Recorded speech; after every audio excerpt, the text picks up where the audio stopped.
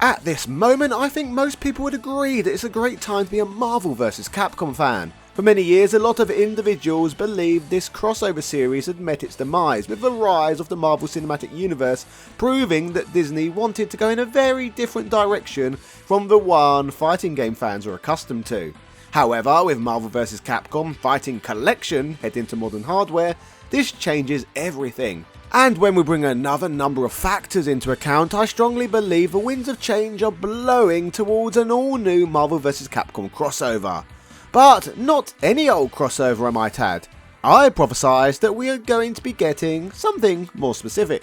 So with that said, join me today so I can discuss with you why I have come to such a conclusion and why I believe you need this hypothetical game in your life. Hello ladies and gentlemen, Big Daddy Top Hat here. This is why we need X-Men vs Street Fighter 2. Yeah. To start this video off, let me take you for a ride back to 1996. The year that would feature the arrival of the first fighting game that would include a mixed roster of Marvel and Capcom characters. At only 10 years old at the time, my young and impressionable mind was completely blown by X-Men vs Street Fighter, as never in my wildest dreams had I imagined these two great franchises coming together. I had loved the cast of Street Fighter since the success of Street Fighter 2, but this game elevated the Capcom characters to the status of the superheroes I loved. This was a magical time to be a gamer.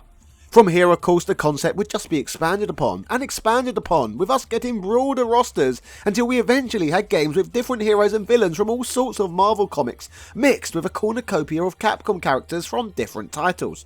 However, as awesome as each of the subsequent entries were, none of these releases ever quite shocked me as much as the initial X-Men vs Street Fighter crossover, and the addition of more characters from other franchises just felt like a nice bonus. One thing is for sure though, I absolutely adore so many of Capcom's classics, and I can get you many of them for next to nothing.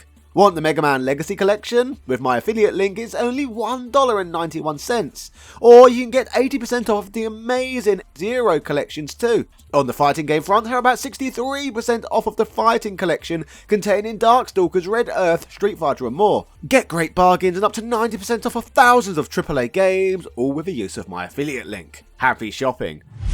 Sprite-based fighting games to this day spark joy in my life, and X-Men vs Street Fighter was one of the pinnacles of excitement in my gaming journey.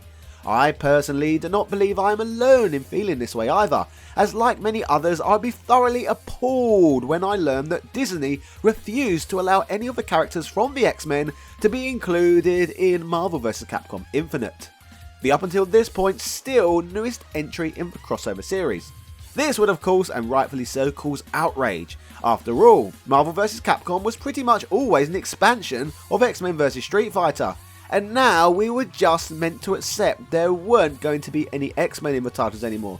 I mean seriously, what the hell? And if we want to go back even further, it's technically an expansion of X-Men Children of the Atom. Looking back at this dark period for these games, it quickly became apparent that Disney were only interested in allowing roster members to be included if it complemented their so-called cinematic universe they were building, and this is where the problem lay. At this point in history, although Disney owned the rights to the X-Men characters, Fox were the ones who still had the rights to make X-Men movies. This meant that although nothing was stopping Disney from allowing players to play as Wolverine and company in a Capcom game, they would block it from happening, seemingly to spite Fox. From here, animosity towards Disney and Capcom would only grow further, especially after Capcom community manager Peter Rosas would deliver a tone-deaf response that would only anger gamers further. In 2017, during the lead up to the game's release, he was infamously asked why the game didn't feature any X-Men, resulting in one of the most ridiculous responses in the history of the fighting game community. He would state, if you were to actually think about it, these characters are just functions. They're just doing things. Magneto, case in point, is a favourite because he has an 8-way dash, and he's really fast, right? So our most technical players, all they want to do is triangle jump and that kind of stuff. Well, guess what? Nova can do the same thing, Captain Marvel can do the same thing, Ultron can do the same thing, go ahead and try them out. It's just a function that people are associating with the character, and there's no shortage of that. We made sure that all proper playstyles can be represented with our current roster. The design team has been looking at that very closely. We wanted to make sure that if a legacy character doesn't happen to make the roster this time, that playstyle will still be represented. That somebody who has associated themselves with Magneto wouldn't be lost coming into this title. Fellow Capcom employee Michael Evans would chime in and add that your modern Marvel fans, maybe they don't even remember some of the X-Men characters, but they know some of the Guardian characters, or Black Panther. Wow. Just wow. Shocking. It has to be said that no matter how many times I read these stupid quotes out on this channel, every single time they get me with how preposterous in nature they sound. First off, we have the utter nonsense from Pete Rosas, who makes the ludicrous claim that all players of these games should really only care about function. An utterly ridiculous thing to say, considering as a 10-year-old I was drawn to these games heavily based on the characters they had a mix of. I wasn't wowed by Magneto as a child due to the fact he has an 8-way dash and a triangle jump. I wanted to play as him as he was f***ing Magneto, goddammit. Cool characters doing flashy things is the reason why most people try fighting games for the first time. Not bloody functions! But of course, that was only one ridiculous quote. We then had the even more ludicrous claim that modern Marvel fans might have not even have had any memories of the X-Men. The stupidest statement of the entire interview.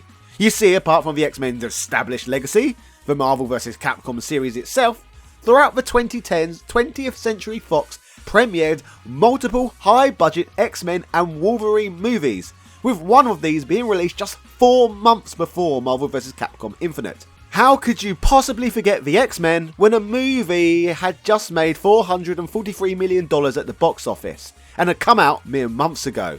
If people weren't already angry with no X-Men in the game, these sort of disingenuous statements like this would be enough for many long-term fans to look upon Capcom and Disney with disgust. Marvel vs. Capcom Infinite would eventually hit the market in September of 2017, but in an ill-fated quest to push the cinematic universe and appeal to the so-called modern audience, the game would sell very, very poorly, as essentially it wasn't really catering to anyone. In their 2018 integrated report, Capcom described sales for Infinite as weak, stating Marvel vs. Capcom Infinite delivered a certain level of sales, primarily overseas owing to deep-rooted popularity, but underperformed overall. Due to this, many feared the era of Marvel vs. Capcom was over forever, and would remain feeling such a way for quite some time. But, as of the summer of 2024, all of that has suddenly changed. June's Nintendo Direct would reveal that a huge Marvel vs. Capcom fighting collection is being published that compiles all the sprite-based games in the series. This means that for the first time in years, these classics will be experienceable on modern hardware. This has of course sent huge ripples of excitement across the gaming community, and once again players will be able to take control of the X-Men along with all of their favourites in some of the most beloved fighting games of all time. All from the comfort of their living rooms on PlayStation, Nintendo Switch and Steam. However, considering in an official capacity at least we've been deprived of these games for so long, this raises the question, why are they giving them to us now? A question that becomes even more intriguing when we take into account that it was only a few years ago that Capcom were trying to claim to us that no one remembers the X-Men. I can't believe you've done this. Well, let's dig a little deeper. You see, in March of 2019, the Walt Disney Company acquired the film and television rights for the X-Men after acquiring bloody 21st Century Fox themselves. The acquisition allowed for the integration of the X-Men characters into the Marvel Cinematic Universe. This has been one of the most anticipated aspects of the acquisition. The introduction of mutants into the MCU is being carefully planned to fit within the existing storylines and universe. But before we get the movies, we have of course received X-Men 97. If you're more of a fighting game person, rather than someone who follows anything put out by Disney, X-Men 97 is an American animated series for Disney Plus that revives the classic 90s hit X-Men the Animated Series. The story picks up as the X-Men navigate new challenges after losing their leader Professor X. The journey to revival began in June of 2019, with it being officially announced in November 2021, with the project marking Marvel Studios' first X-Men venture since reclaiming the film and television rights. Animated by Studio Mir and Tiger Animation, it modernises the original series style. Premiering on March the 20th, 2024, X-Men 97 quickly captivated audiences. The first 2 episodes set the stage, with the remaining 10 episodes released weekly until May the 15th. A second season is already in production and a third is in development.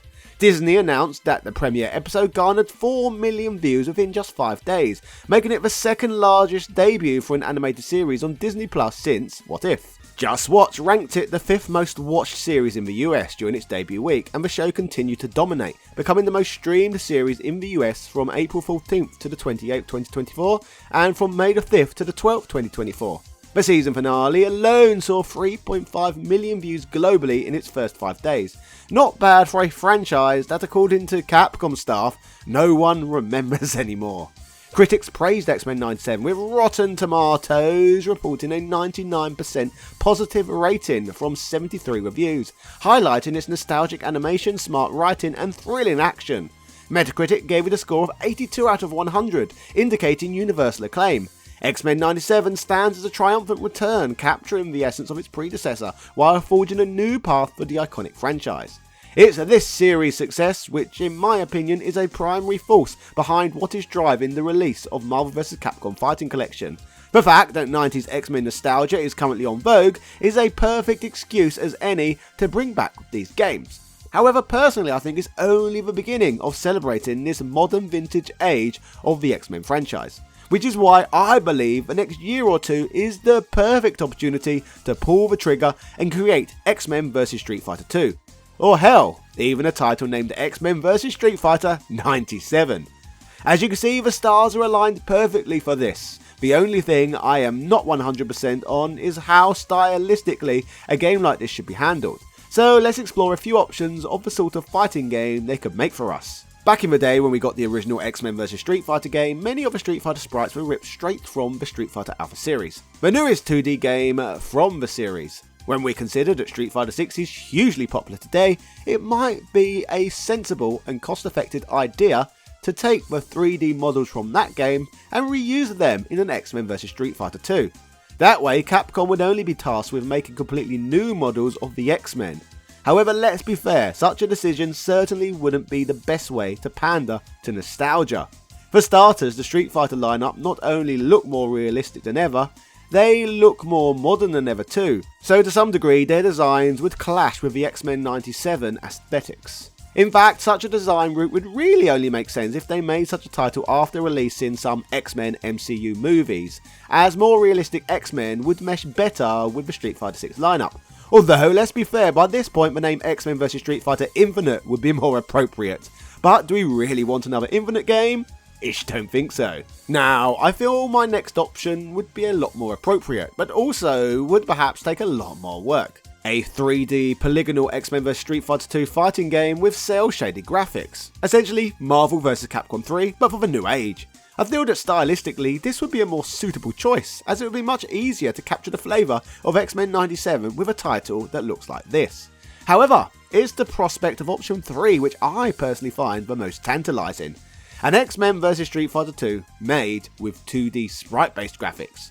Such a game, in my opinion, could have the potential to be the freshest fighting game Capcom have made in years and years, as it's been a surprising amount of time since the company last tackled making a sprite-based fighter. The fact of the matter is that such games must be profitable and they must offer appeal, otherwise Capcom wouldn't be continuously releasing so many different 2D retro collections at present, like the ones you can purchase using my affiliate link. An audience for 2D fighting games is very much here.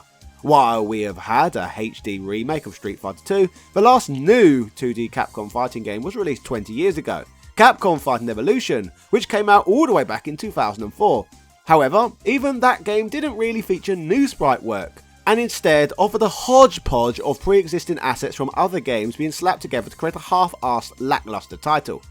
What's crazier is that although 2D games were considered by many to be past their sell-by date back then, hence the reason Capcom stopped making them, in 2024 2D video games are trendy again, and have been by now for well over a decade. So it's insane to me that we haven't got a new 2D fighter from them for such a long time. Holding every bit of information I've brought to the table today, this is why I think that we need an X-Men vs Street Fighter 2. We're in the perfect climate for such a game to sell very well, and a 2D nostalgia-laced affair could be the ultimate product to capitalise off of X-Men 97 hype. Keeping this in mind, comment below whether or not you think X-Men vs Street Fighter 2 is viable, and how you believe such a title should be designed stylistically. I'd love to hear your feedback. Anyway, if you enjoyed this one, don't forget you can get up to 90% off of many of Capcom's collections, as well as thousands of other titles by using my affiliate link. You get cheap games and it supports my work simultaneously. Happy shopping. Cheerio!